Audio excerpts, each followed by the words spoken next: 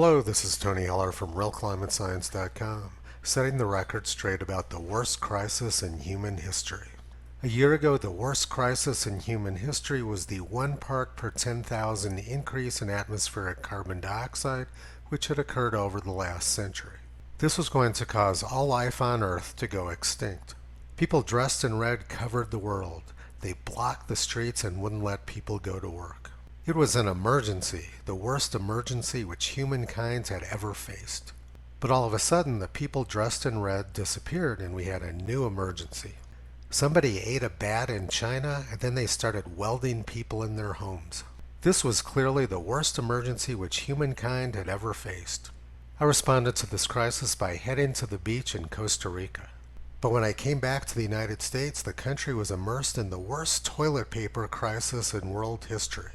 So the government jumped in and took action by emulating China and telling people they had to stay home. This put 40 million people out of work, but for some reason the press didn't seem to think that was a crisis.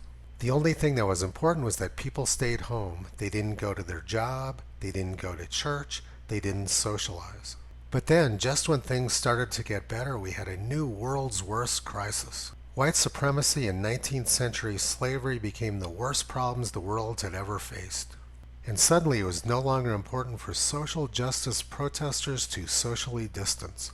These protesters flooded the streets and spread the bat virus everywhere. And now we have fascists dressed in black who call themselves anti-fascists. They say we need to burn down our cities because 19th century slavery is the worst crisis we've ever faced. But what happened to the people in red? A year ago, carbon dioxide was the worst crisis the world had ever faced. It should be obvious to anyone paying attention that these groups are very well organized and very well financed.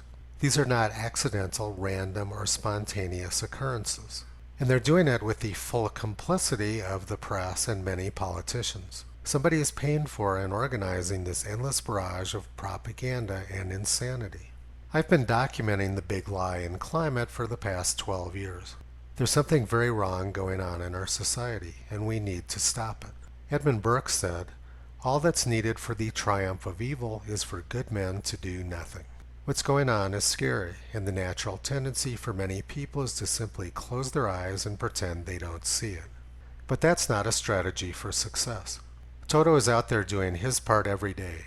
You can visit him on the web at realclimatescience.com. He's been pulling back the curtain on junk science and propaganda for a long time.